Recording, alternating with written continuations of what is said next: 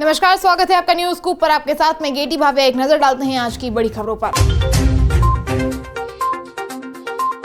समल में जामा मस्जिद विवाद पर बवाल, 4 की मौत, 20 से ज्यादा पुलिसकर्मी घायल। समल की जामा मस्जिद को हरिहर मंदिर बताते हुए दाखिलवाद के आधार पर सर्वे के लिए रविवार सुबह 7 बजे कोर्ट कमिश्नर की टीम पहुंची तो समल में बवाल हो गया। इसमें 4 लोगों की मौत हो गई। उप जिलाधिकारी और पुलिस क्षेत्राधिकारी समेत 20 लोग घायल भी हुए। पुलिस ने भीड़ को तितर-बितर करने के लिए आंसू गैस के गोले दागे और लाठीचार्ज भी किया।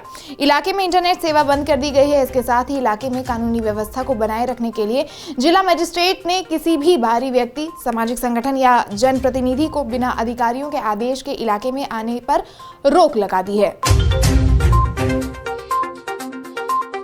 महाराष्ट्र में महायुति की जीत के बाद मुख्यमंत्री पद के लिए हो रही बातचीत। महाराष्ट्र विधानसभा चुनाव के नतीजे सामने आ गए हैं। महायुति ने बड़ी जीत हासिल की है। चुनाव की तारीखों के ऐलान और फिर टिकट बंटवारे के बाद बड़ी तादाद में बागियों ने अलग अलग सीट पर उतरने का ऐलान किया था।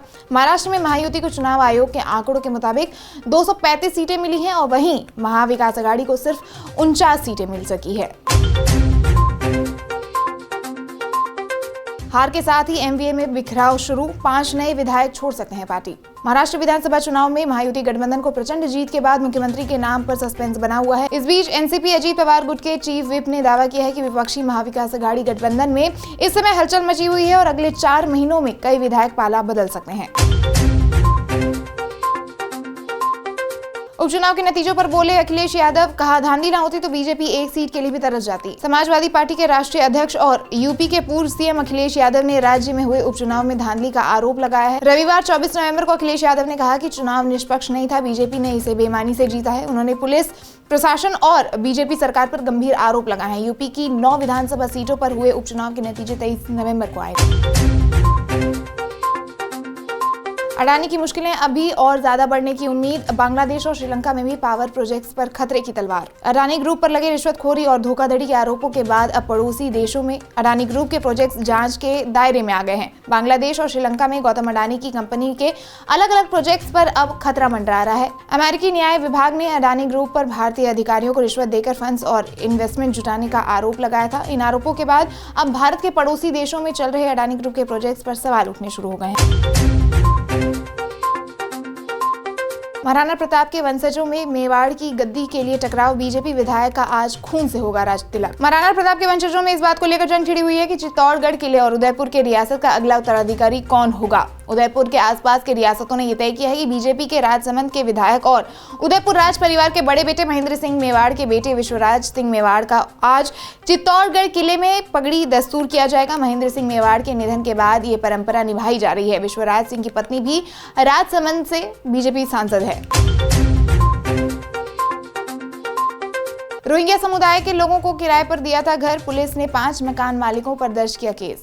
जम्मू में कुछ मकान मालिकों के खिलाफ अपना घर किराए पर देने की वजह से केस दर्ज किया गया है। जम्मू कश्मीर पुलिस ने 5 मकान मालिकों के खिलाफ जानबूझकर या अनजाने में रोहिंग्या समुदाय के लोगों को घर किराए में देने का मामला दर्ज किया है। उनमें से 2 के खिलाफ नोआबाद पुलिस स्टेशन और 3 अन्य के खिलाफ बहुफोर्ट पुलिस स्टेशन में मामला दर्ज किया गया है। हरदोई में बड़ा हादसा, बारातियों से भरी बोलेरो और बस में भिड़ंत। उत्तर प्रदेश के हरदोई में बड़ा हादसा हुआ है। सोमवार सुबह शादी से वापस लौट रही बारातियों से भरी एक बोलेरो की बस से भिड़ंत हो गई। इस हादसे में 5 लोगों की मौत हो गई। घायलों को लखनऊ रेफर किया गया है। बम्पर तेजी के साथ खुला शेयर बाजार, सेंसेक्स 1298 अंक उछला। भारतीय शेयर बाजार में आज बम्पर तेजी के साथ शुरुआत हुई। दोनों प्रमुख सूचकांक बीएसई सेंसेक्स और एनएसई निफ्टी आज हरे रंग के निशानों पर खुला। सेंसेक्स शुरुआती कारोबार में 1298.89 अंक के साथ उछाल के साथ 80,407 अंक पर, निफ्टी 405.25 अंक चढ़कर 24,312.50 अंक पर पहुंच गया। AQI बहुत खराब की श्रेणी पर बना हुआ है। सुप्रीम कोर्ट आज करेगा ग्रैब 4 पर सुनवाई। दिल्ली एनसीआर में प्रदूषण के स्तर में थोड़ी गिरावट आई है, लेकिन अभी भी AQI बहुत खराब की श्रेणी में बना हुआ है। ऐसे में 18 नवंबर को सुप्रीम कोर्ट ने आदेश दिया था कि दिल्ली एनसीआर में 12वीं तक के सभी स्कूलों में ऑनलाइन क्लासेस कराने का आदेश दिया था, जिसके बाद आज दिल्ली, नोएडा, गुरुग्राम और फरीदाबाद के सभी स्कूलों में ऑनलाइन क्लासेस को 25 नवंबर 2024 तक बढ़ा दिया गया है।